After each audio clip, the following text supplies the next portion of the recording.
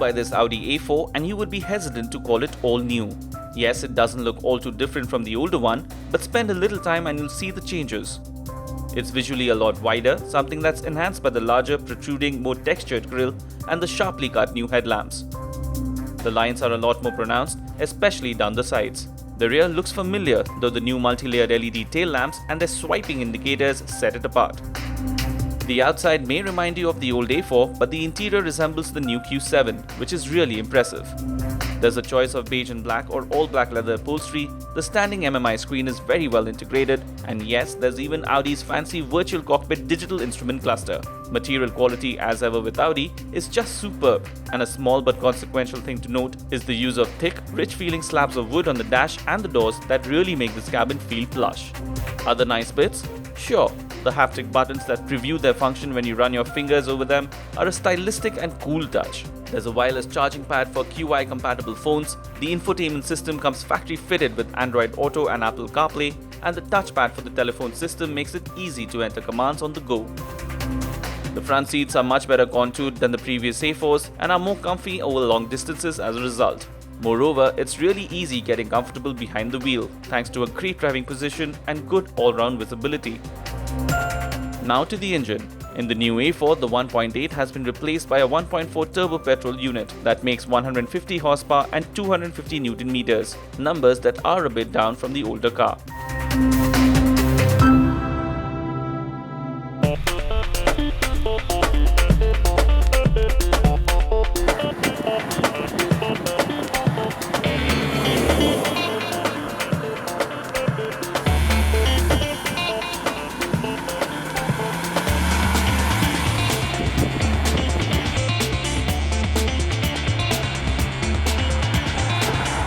But as Audi is quick to point out, performance hasn't really taken much of a hit.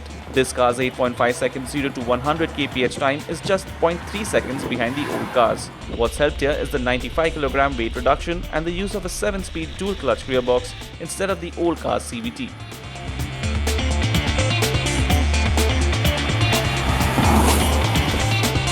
On startup, the 1.4 petrol is quiet, it's smooth, and when you get going, it doesn't really feel strained. In fact, the whole car feels quite nice and light on its feet. The 7-speed dual-clutch gearbox also works extremely well. It's quick, smooth, and the transitions between gears are jerk-free. But press down on the accelerator, the gearbox will go down a gear or two, and the engine will rev into the mid-range, and then work its way into the top end. And that's a bit of a disappointment if you're looking solely for performance. Another reason the A4 really could do with a stronger engine is because how much sharper the handlings become. Note, this A430 TFSI will be available in front-wheel drive form only, and there's no word on if and when the Quattro versions will come. But what's nice is that there is a newfound feeling of connection with the steering and the front wheels that you didn't get in the old A4. But more than the handling, the real revelation is the new A4's ride quality.